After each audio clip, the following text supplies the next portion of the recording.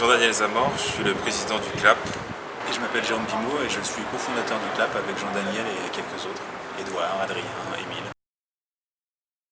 Le collectif des livreurs autonomes de Paris, c'est un collectif qui est dédié à la défense des droits des travailleurs, qui est des livreurs à vélo.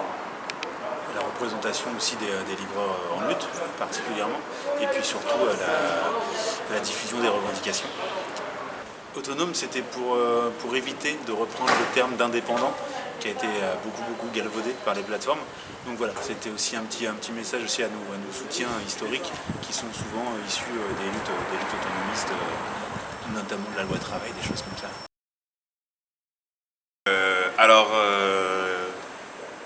En France et en général dans le monde, la plupart des livreurs sont pour une tarification minimale horaire qui va permettre d'avoir un revenu garanti quoi qu'il arrive, souvent Most Connect.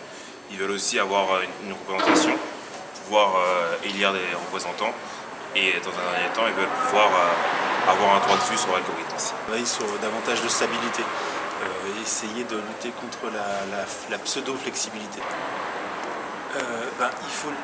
À mon sens, il faut lutter contre l'économie de plateforme parce qu'on voit bien que depuis plusieurs années où elle s'est mise en place avec les premières plateformes, Uber en tête, et puis après toutes les plateformes de livraison à deux roues, on a bien vu qu'en fin de compte, les rémunérations ont baissé parce que les plateformes font ce qu'elles veulent. À partir du moment où il n'y a pas de code du travail dans cette économie-là, elles peuvent faire ce qu'elles veulent avec les tarifs et avec les conditions de travail.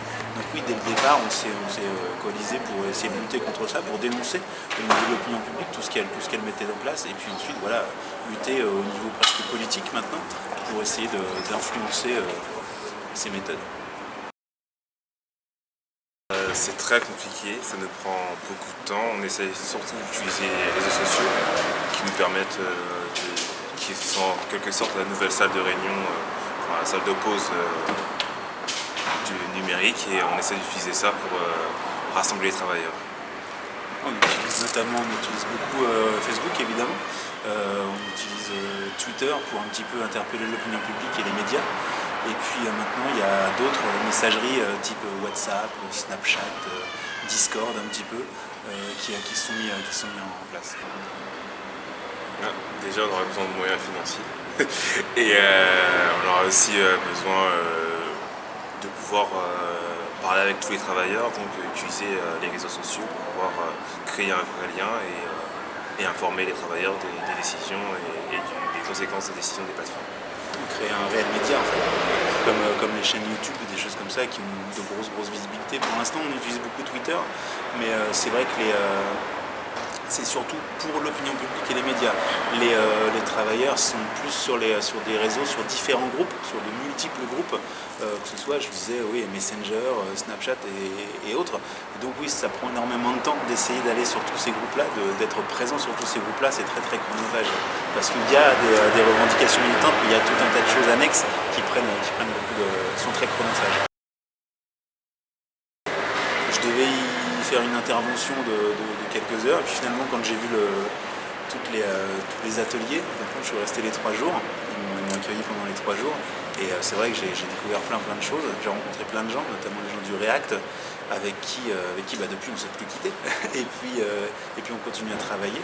Le React a notamment été assez en tête, assez à la pointe pour organiser la rencontre de tous les livreurs d'Europe.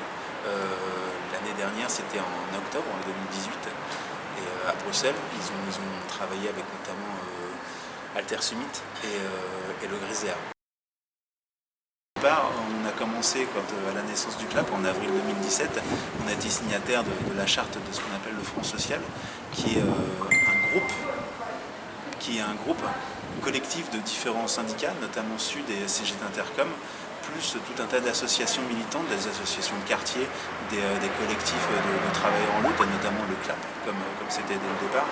On a bien vu qu'on avait une grosse visibilité. Le CLAP est né médiatiquement des premières manifestations qui ont été organisées par ce Front Social et qui nous ont permis très tôt, très vite, d'avoir accès à des médias militants, mais aussi des médias de masse. Déjà, tout ce que j'avais trouvé en 2017, que je pense retrouver encore cette année, certainement multiplié par X, parce que depuis le temps il s'est passé plein de choses, on a plein de réseaux maintenant, et on peut au moins, si au départ j'étais là un petit peu la première année, je venais chercher des choses, maintenant on vient exposer des méthodes avec des résultats, et donc ça permettra continuer à venir chercher des soutiens, mais en plus peut-être proposer à d'autres gens qui sont comme nous il y a 2 ans en recherche de solutions, de méthodes.